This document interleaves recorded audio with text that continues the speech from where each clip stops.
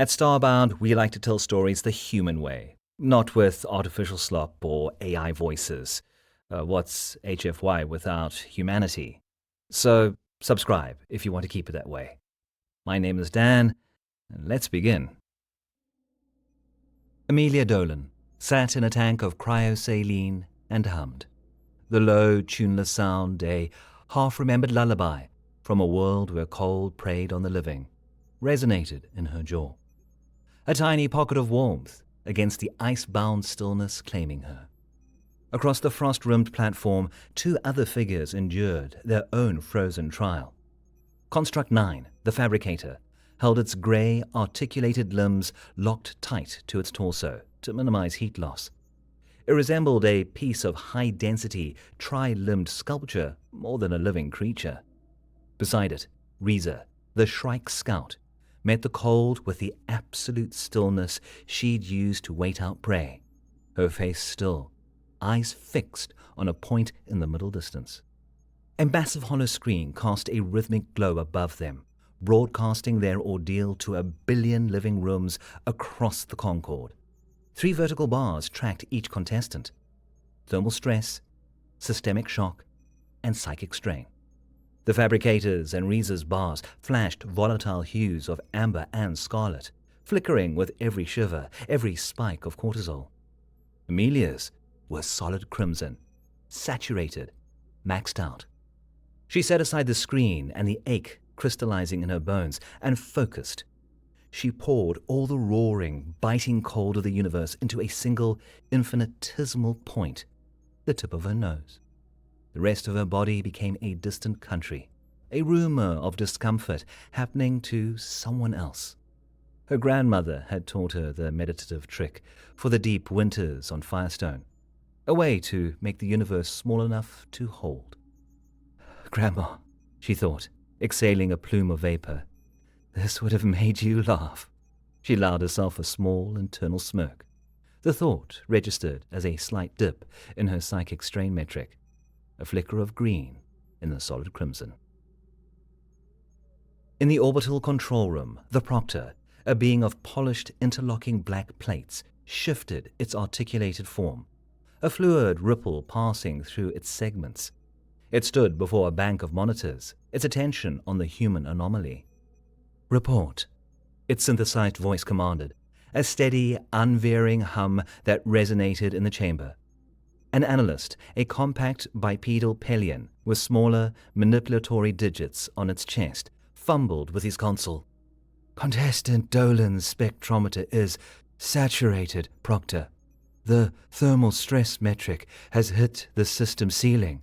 The bar is solid, but her biometrics are off.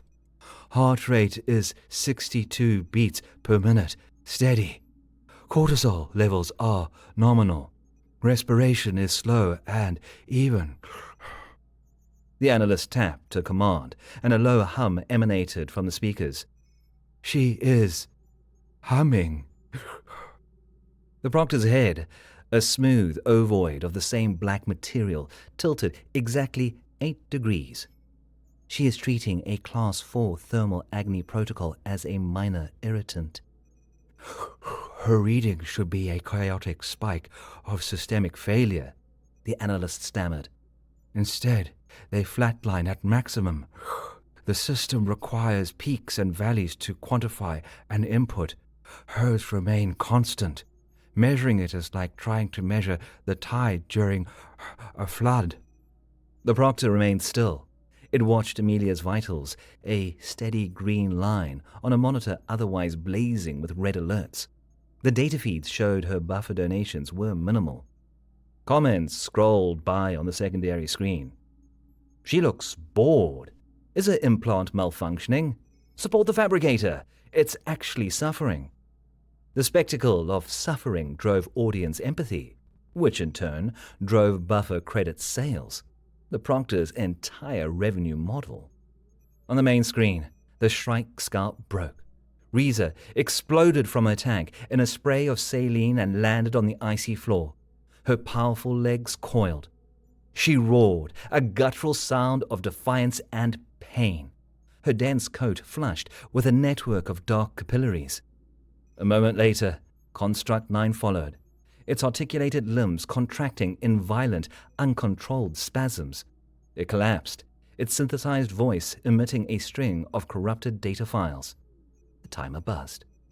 Amelia Dolan remained in her tank, humming. She blinked slowly as ice crystals on her eyelashes broke apart. She waited for the official signal from a hovering camera drone before climbing out. She moved stiffly, her body a single shivering muscle, each step a measured placement on the slick floor. She gave Construct 9 a passing glance as it rebooted its translator. The module finally worked, its head swiveling to fix its photoreceptors on her. "Your implant is defective," its synthesized voice declared. "Or your biology is catastrophically flawed." Amelia wrapped a thermal blanket around her shoulders, chattering a tight grin. "We adapt." The respite, a stark dome of grey, recycled alloy, served as a place for contestants to rest, eat, and contemplate their next brush with corporate-sponsored agony. Amelia sat on a low bench, laying out her meager supplies in a neat row: a coil of synth rope, a water filter, a multi-tool, and a basic trauma kit. She thought of Firestone's ash-dusted streets. She pictured her clinic, the cracks in the walls, the aging sterilizer that sounded like a dying turbine. She saw the faces of the children with rasped lung, the old prospectors with silicate poisoning. The prize money from Agon meant life support. The sole reason she let a faceless corporation quantify her misery for public consumption. A rapid-fire, chattering voice cut through her thoughts. You were so still." Amelia looked up. Pimmon, a squib contestant, stood over her. A short, adorable biped with moss-green, flexible skin slick with a sheen. Two small, prehensile tendrils on his chest twisted a loose thread on his pack into an intricate knot. He scanned the respite as if expecting the walls to attack. "I was shaking on the inside. Saves energy." Pimmon chuckled, a sound like pebbles shaking in a gourd. "Saves energy. Right. Good one. I thought my internal organs were going to freeze solid and shatter. I'd have been a squibsicle." He wiped a film of mucus from his brow with the back of a prehensile hand. Across the room, Reza sat alone, sharpening a long, curved knife against a whetstone. The rhythmic scrape of metal on stone echoed in the dome. She observed, cataloging every detail with a predator's focus. Construct 9 stood across the room. The fabricator reassembled itself and now stood with its 3 limbs braced in a tripod, observing Amelia, its head tilted at a calculating angle. After several minutes, it moved towards her, each limb landing without a sound. Its translator amulet glowed. "Contestant Dolan," the synthesized voice stated. "Medic Dolan," she corrected, her focus on her trauma kit. "Or Amelia, your pick."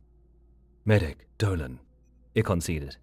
"I've analyzed the data from the recent challenge. Your physiology response is a paradox. My guild requires a constant review of foreign technology, your implant functions. It reports valid data that contradicts your biometrics. Pain signals systemic damage.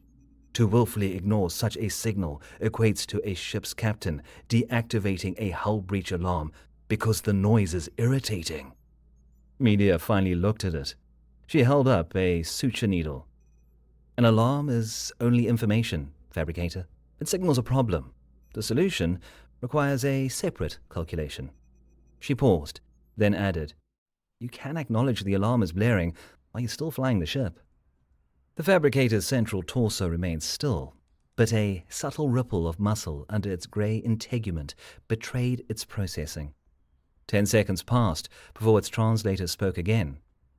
"The analogy is imprecise," it said before moving away, leaving Amelia with her dwindling medical supplies. The proctor stood before Arena 4's holographic projection, its segments locked into a rigid column. The data from the cold trial proved problematic. "The humans' performance undermined the foundational revenue stream," it stated. The algorithm, its silent production partner, undulated on a nearby screen, processing the statement. Her visible resilience inspired admiration instead of pity, which suppressed payments. The problem intrigued the proctor.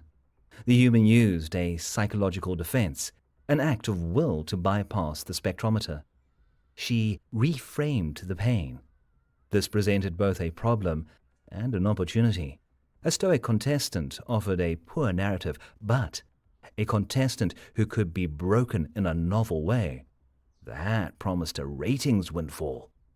Algorithm, the proctor said, its voice resonating with the station's quiet hum. New hypothesis. The human subject's endurance stems from psychology. It relies on mental focus. The algorithm's display warped, processing the new input.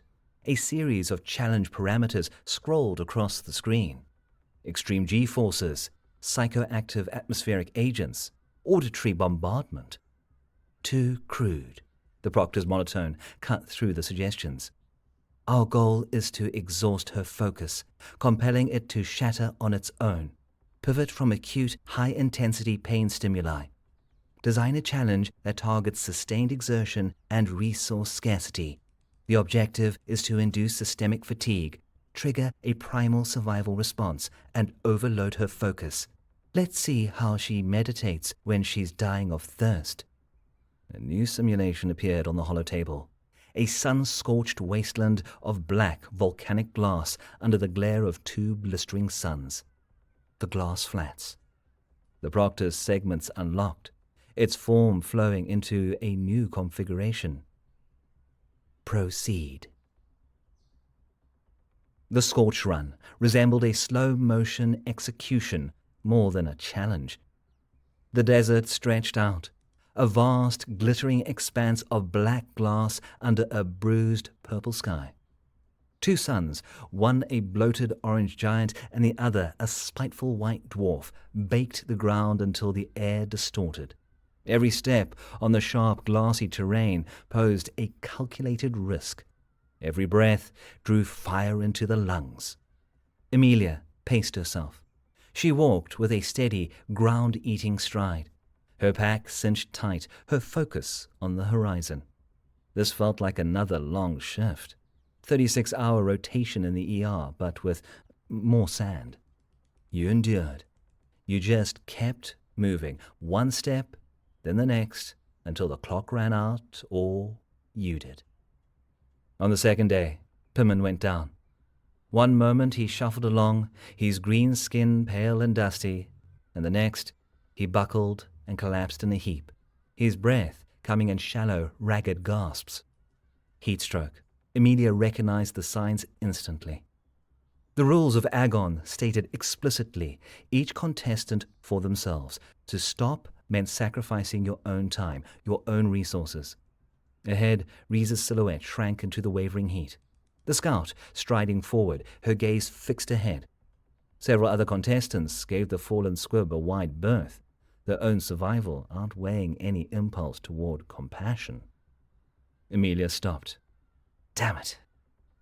She knelt beside Pimmon, her knees crunching on the sharp glass. Her skin felt hot and dry, her large eyes unfocused.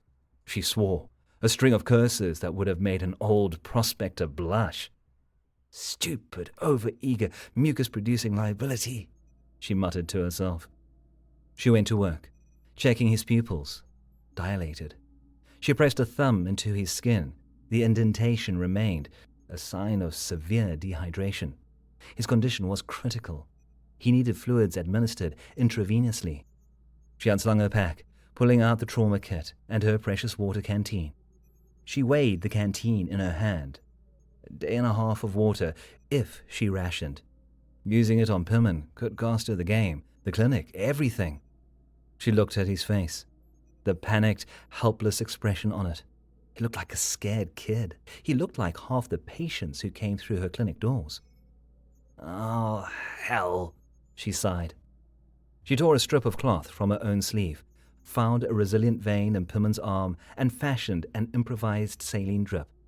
She mixed a small amount of electrolyte powder into a portion of her water and hung the canteen from her multi-tools handle, which she jammed into a fissure in the glass.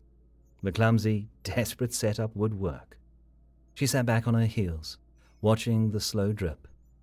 She had just sacrificed her lead, a significant portion of her water, and quite possibly her chance at winning. Her spectrometer lit up. Thermal stress already registered high, but now her systemic shock score ticked up as her own body strained from dehydration. Then something new happened. Her psychic strain metric spiked. A cascade of shimmering segments rippled along the Proctor's spinal array. "Proctor," the analyst's voice was tight. "Look at contestant Dolan's buffer feed." On the main screen, Amelia's donation meter, previously dormant, exploded. A flood of buffer credits poured into her system. Comments flew across the feed. She stopped. She actually stopped for him. That's her own water. Give her buffer, now. A medic being a medic? My credits are on her. A massive surplus of buffer flooded Amelia's neural implant. The system's targeted analgesic kicked in, dulling the edge of her thirst, easing the ache in her muscles, cooling the fire in her lungs. The physical strain remained. The damage continued. But 1,000 tiny acts of generosity from 1,000,000 strangers actively counteracted the sensation of suffering. The Proctor watched, its form as still as carved obsidian. Amelia Dolan had tapped into an entirely different system. She offered the audience something more potent than pity. She offered a reason to invest, and they paid for it. Construct 9 stood with the stillness of a machine powered down. It finished the Scorch run in third place, a tactically acceptable outcome. However, its primary limbs, the intricate hydrostatic structures providing its locomotion, suffered from stress fractures in their internal skeletal support. The pain sent a sharp, logical signal of damage, one which taxed its ability to ignore. It concealed the injury, as displaying weakness would compromise its position. It watched as Amelia and Pimmon limped into the respite hours after everyone else. Last, but alive. Pimmon looked shaken but stable. Amelia's shoulders slumped, but her gaze was steady. And according to the public leaderboard, she had a massive surplus of buffer credits. The outcome was illogical. She engaged in an act that should have guaranteed her failure and was rewarded. Amelia met its gaze from across the room. She walked towards it, her steps even. It cycled through possible social protocols. A gloat, a demand for reciprocation.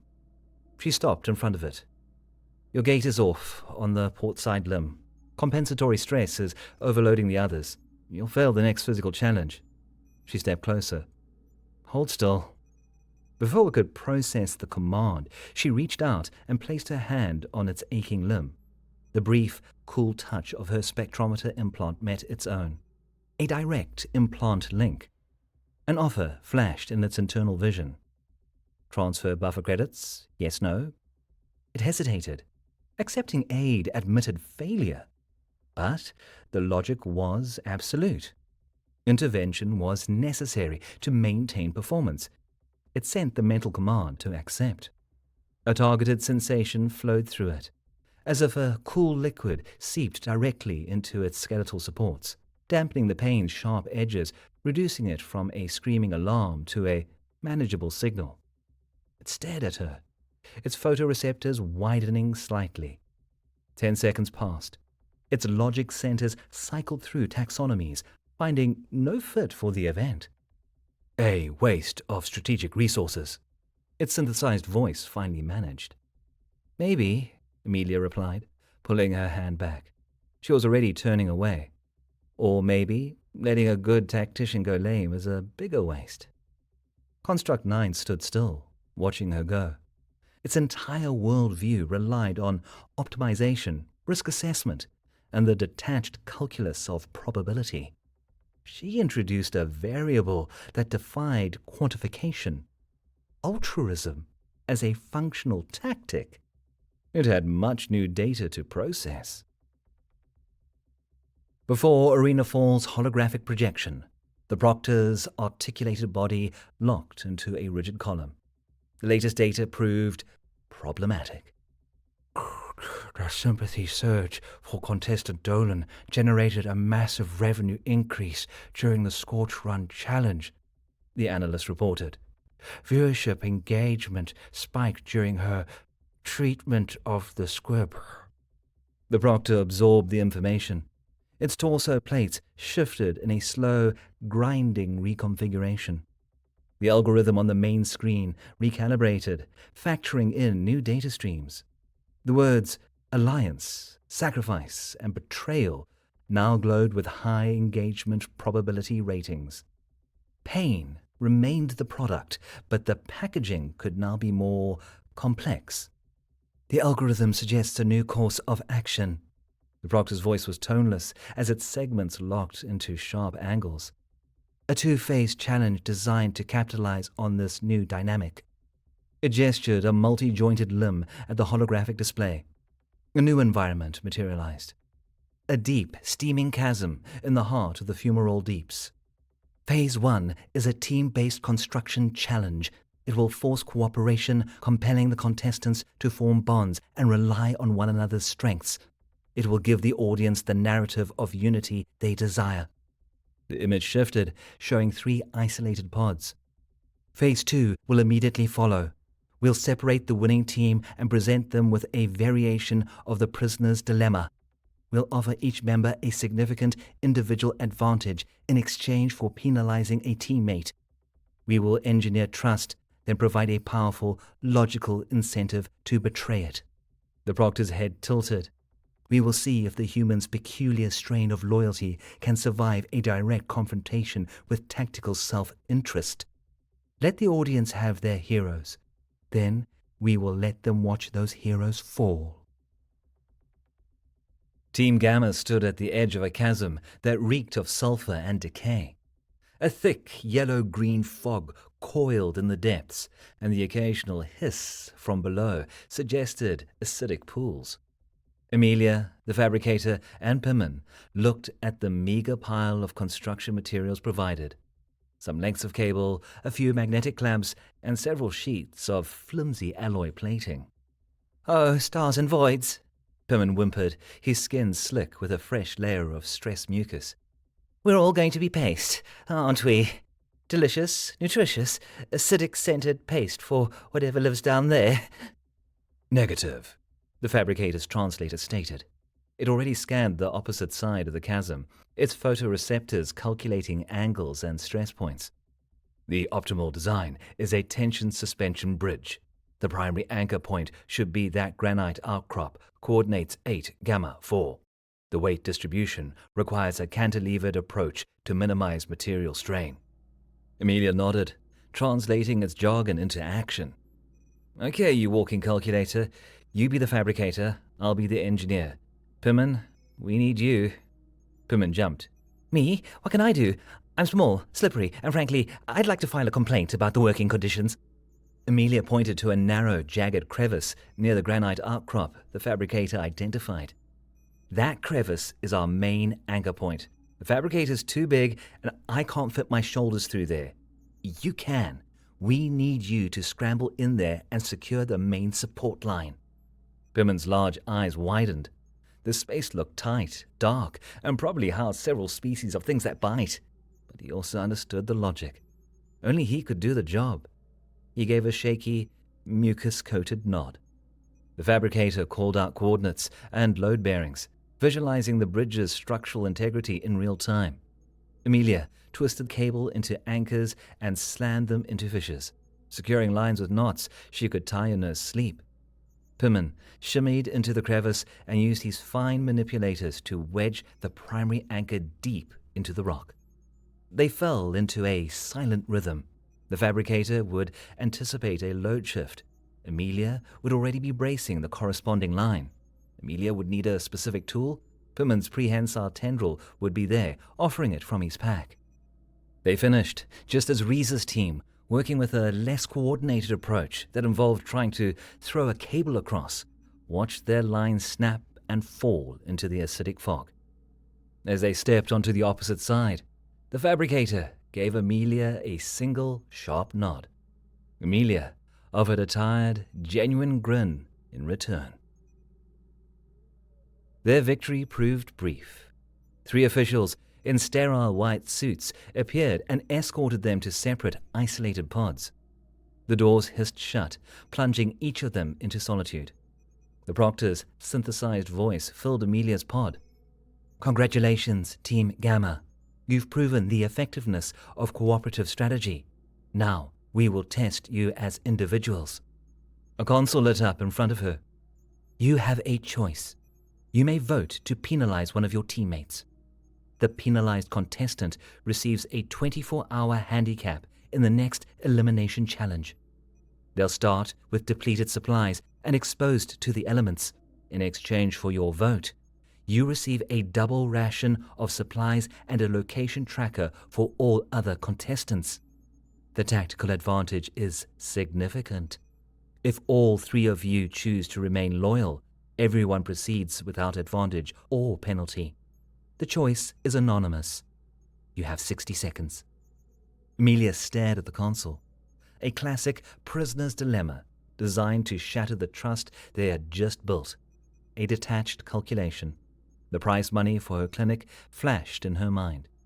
An advantage like that could all but guarantee her a spot in the final round. She slammed her hand down on the maintain loyalty option. You stand by your people. End of story. In his pod, Pimmon trembled. A double ration. A tracker. He could hide. He could outlast everyone. The perfect coward's strategy. His hand hovered over the button to penalize the fabricator, the biggest physical threat. But then he thought of the chasm. He remembered Amelia and the fabricator trusting him, relying on him. For the first time in his life, he was part of something that worked. He was useful. His fingers, slick with mucus, shakily pressed, maintain loyalty. The fabricator processed calculations. Probability matrices scrolled through its internal vision. The short-term gain of the advantage ranked high. The long-term consequence, the loss of a functional, proven alliance, also ranked high. Medic Dolan proved an unpredictable but effective operator. The squib proved useful in specific scenarios. A solitary strategy reduced its probability of success significantly in a 3-person endgame. An alliance maintained a higher probability of mutual survival into the final stages. The logical choice, therefore, was maintaining the unit's operational integrity. It selected maintain loyalty. The pod doors hissed open. They stood on a platform, a large public display screen lighting up behind them. The screen showed 3 profiles. Under each, the verdict appeared in stark block letters. Loyalty maintained. A roar went up from the vast audience. The sound echoed through the fumarole deeps. On the orbital station, the Proctor watched the data feeds. Engagement skyrocketed, its articulated torso locked into a rigid, geometric pattern. In the week that followed, 2 more challenges thinned the contestant pool. Team Gamma's alliance held, and its influence grew. The dynamic in the respite shifted. Team Gamma's success drew notice. Other contestants, who previously kept to themselves in a grim state of individual competition, approached Amelia. Tentative at first, then with more confidence. A cretin, a bipedal reptile whose threat response involved loud, disorienting shrieks, asked her how she stayed so calm. Amelia found herself sitting with him, teaching him the simple, steady rhythm of box breathing. In, hold, out, hold. A way to master the panic before it mastered him. She found the fabricator buffing a fine layer of dust from its limbs and offered an unsolicited piece of advice. You're pushing too hard, too fast. Your species is built for powerful, targeted bursts, not endurance. You need to pace yourself. Micro rests. 30 seconds of full shutdown every 10 minutes. It will double your operational time. It listened, processed, then gave a short nod. It would test the hypothesis. During a food-gathering task that involved shelling thousands of tiny, nutrient-rich rock grubs, contestants worked in silence, shoulders slumped. On an impulse, Amelia sang an old work song, a call and response chant from the asteroid miners on Firestone. "Drill is deep and the rock is hard," she sang out. A few moments of confused silence, then Pimmon surprisingly answered, "The pay is good and the shift is starred." Soon, others joined in, their voices a discordant but enthusiastic chorus. The song's rhythm fell in step with their work's rhythm. From the respite's darkest corner, Reza watched. Her face remained still, her grip tight on her knife. She watched this growing community, this web of shared knowledge and mutual support. She noted a cretin breathing steadily, a squib helping others, a fabricator experimenting with rest. She observed a dilution of the individual will to survive, a fool's game that would get them all killed. But she also recognized its effectiveness, and that contradiction was a knot in her gut. She kept her distance, a predator on the herd's edge, watching, waiting for the first sign of weakness. The Proctor's analysis concluded this narrative threatened the show's identity. The humans' cooperative strategy dominated, transforming its brutal survival competition into a story about friendship and mutual support. The ratings soared, but the strategy perverted the show's core thesis. The time came to override the algorithm for a direct intervention. Amelia, the fabricator, and Reza scouted a narrow canyon pass. Reza ranged ahead, moving with a silent, ground-eating lope. Then the mountain came down. A series of sharp cracks, like splitting worlds, echoed through the canyon. Pre-placed sonic charges detonated in sequence, a sequence demolition. A cascade of rock and dust poured down the cliff face. The rockslide caught Reza. She tried to scramble back, but she moved too slowly. A slab of rock crashed down, pinning her leg against the canyon wall. She cried out sharply in pain, a sound quickly silenced. The Proctor's voice, amplified and thundering through the canyon, boomed. "Contestants, a spontaneous geological event has occurred. The primary route is blocked. However, a new, safer shortcut to the finish line is now open." A green path illuminated on their HUDs, leading away from the rockslide. The logical choice is proceeding. The emotional choice is sacrificing your position for a competitor who's likely already eliminated. The choice is yours. A trap, and Amelia knew it. A blatant move designed to force her hand. Choose the mission, the clinic, the money, or choose her oath. She ran. "Fabricator, with me!" she yelled, sprinting toward the plume of dust, her trauma kit banging against her back. The fabricator followed right behind her. "The probability of a secondary collapse is significant," its translator stated. "Tell me about it," Amelia grunted, skidding to a halt at the rock pile's edge. Reza remained alive, trapped. Her leg was mangled, but she was conscious, her face pale beneath her dun-colored coat. She glared at them, a cornered animal. "Go!" she snarled. "Leave me!" "Shut up," Amelia said. "Fabricator, we need to stabilize the slab above her. Can you find a leverage point?" They worked under the crumbling cliff face, dust and pebbles raining down on them. The fabricator identified the key stress points and braced the larger rocks with its limbs. Amelia clamped arteries and packed gauze around shattered bones, trying to free Reza's crushed limb before she bled out. A jagged piece of rock fell from above, slicing her own arm open from elbow to wrist. She set the pain aside, packing her own wound with a pressure dressing while keeping her focus entirely on Reza.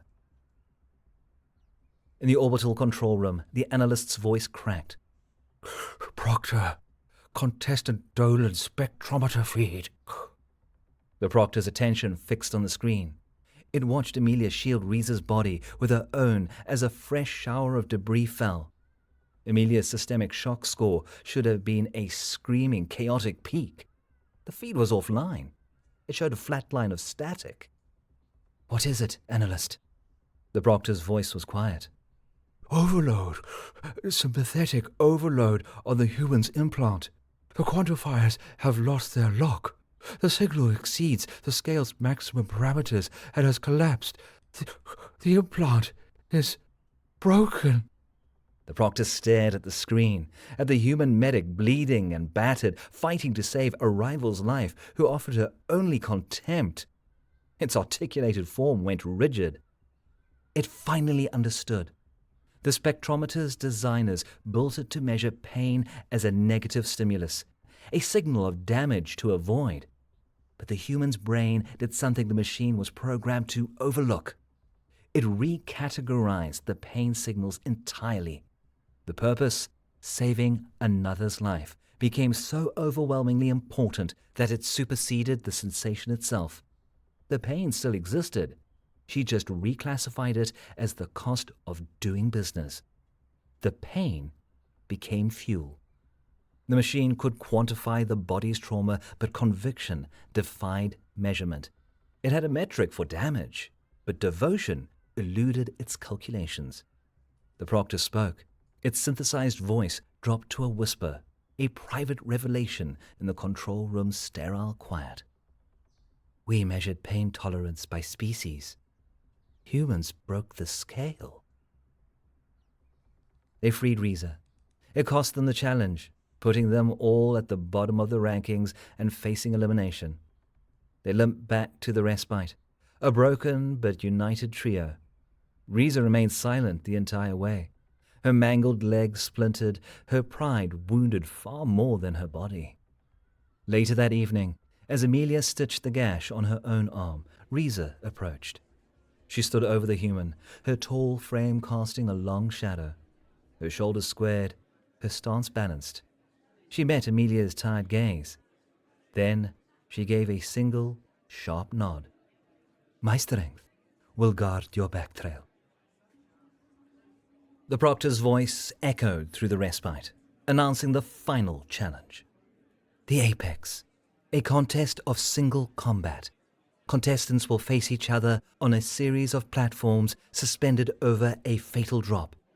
The platforms will retract over time. The last one standing becomes the winner of Agon. Amelia looked at the fabricator, then at Riza. Pimmon already secreted a fresh layer of mucus. Later, in a secluded corner, Amelia gathered her allies. The fabricator, Riza, Pimmon, and 2 other contestants who joined their quiet rebellion. "It's a kill box," Amelia said. "They're designed to make us fight." "The producer's intent is transparent," the fabricator stated, "to shatter our alliance in the final stage for maximum viewership impact." It paused, then projected a small holographic chart from its translator amulet. "However, my implant's internal log has logged all network traffic. I've correlated every spontaneous environmental event with dips in audience engagement metrics from the prior broadcast segment. The rockslide, a sudden flash flood last week, the nest of venomous flyers Pimmon disturbed. The pattern is conclusive. The disasters are engineered producer interventions deployed to stimulate viewership. I have the data to prove it." Amelia looked at the chart, then at the faces around her. The data was their leverage. An idea, sharp and clear, formed in her mind. "We will reject its game," she said. "We will go out there in front of the whole galaxy, and we will stop." She looked at the fabricator. "Your proof is our weapon." She looked at Riza. "Your strength is our shield." She looked at Pimmon. "And your slipperiness is our wild card." She laid out the plan. A work stoppage, a strike live on air, a high-stakes gamble to break the game itself. The fabricator processed the proposal. "A high-risk gambit," its translator intoned. "However, given the alternative is self-terminating conflict, this is the most logical course of action." Riza's lips drew back in a sharp grin. "A new kind of hunt," she rumbled. "I like it." Pittman just nodded, his eyes wide. They all agreed. The arena for the apex consisted of a series of floating platforms of chrome and steel hung suspended in a vast, open-air cavern, a chasm of endless black below. The virtual crowd's roar, billions strong, pressed in on them. The announcer's voice, dripping with synthetic hype, boomed from unseen speakers. "Let the apex begin!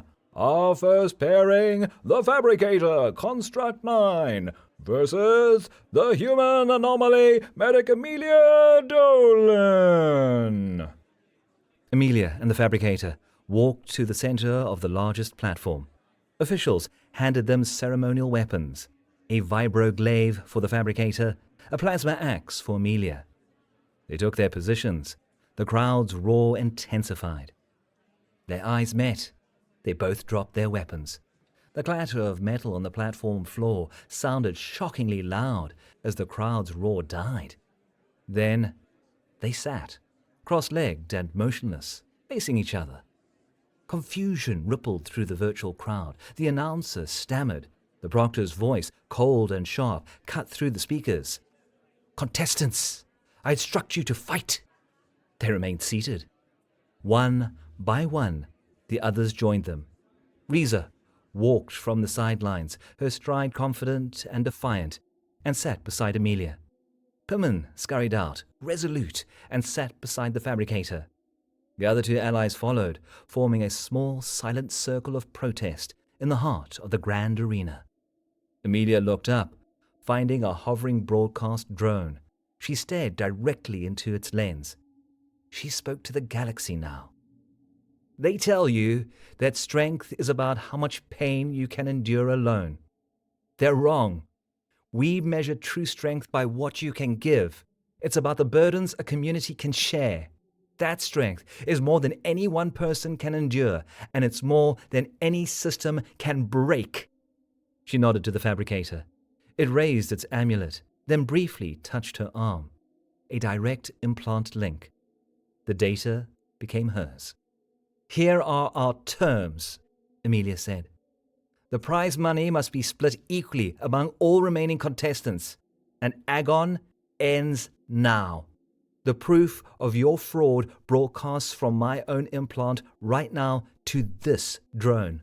Show it to the galaxy, or cut the feed and prove you have something to hide. You will reboot the show with our consultation as a cooperative venture, an expedition, a story about what we can build together, not how we tear each other apart. You will do this, or we will expose this fraud and bring your corporation to ruin." A cacophony of alarms erupted in the control room. Red lights flashed, warning chimes blared. Every single corporate sponsor jammed the comms, their representatives screaming threats of contract cancellations and lawsuits. The proctor remained still, a black column in the center of the fury. It set aside the alarms and the sponsors. It watched one data feed, the audience. The reaction exceeded all projections. The feed showed a flood of support for what they were already calling the Agon Coalition. Buffer donations poured in, directed at the group as a whole. Viewership engagement metrics spiked to levels the show had never seen. The data proved conclusive. Rebellion proved more compelling and therefore more profitable than conflict. Its entire philosophy represented an outdated business model. It could salvage its public identity. It had just found its next, more lucrative evolution. Slowly, the proctor's rigid geometry softened. Its segments unlocked, reconfiguring into a flowing posture. With a single gesture, it silenced the alarms and cut the sponsor's feed. It opened a direct, private channel to the arena floor. "Your terms," its voice said, "are acceptable." Months later, the air in the newly expanded Firestone Free Clinic smelled of antiseptic, duracrete dust, and new equipment. The clinic bustled, the waiting room full, the new cryo-imager humming quietly in the corner. Amelia finished a vid call with a pharmaceutical supplier, a smile on her lips. The door slid open, and 3 figures entered. They wore crisp, dark grey uniforms with an insignia on the shoulder, a stylized star chart with a compass rose at its center. The Concord Exploration Corps. Construct 9's synthesized voice spoke first. My guild officially censured me for illogical and sentimental conduct. Then they offered me command of the Concord's first cooperative deep space expedition. Reza stood beside it, a sidearm holstered at her hip. Her sharp face looked relaxed, her eyes alert. I am head of security, she rumbled. Someone needs to keep the logician from getting lost in his own charts. Perman, standing taller than usual, held up a data slate. And I, he announced with a proud puff of his chest, am the quartermaster. I've discovered a remarkable talent for creative acquisition. My expense reports are a work of art. The fabricator stepped forward. The network has greenlit the first season of the new show, Agon Expedition, the Emberiza sector. They've tasked us with surveying and establishing first contact procedures. It paused. Our chief medical officer's seat is vacant. We had a specific candidate in mind. Amelia looked at it, at Reza, at Perman. She looked around her clinic, at the whirring machines and the hopeful faces of the patients she fought so hard to save. She won. She had kept her promise, and now a new one waited. She grinned. When do we leave?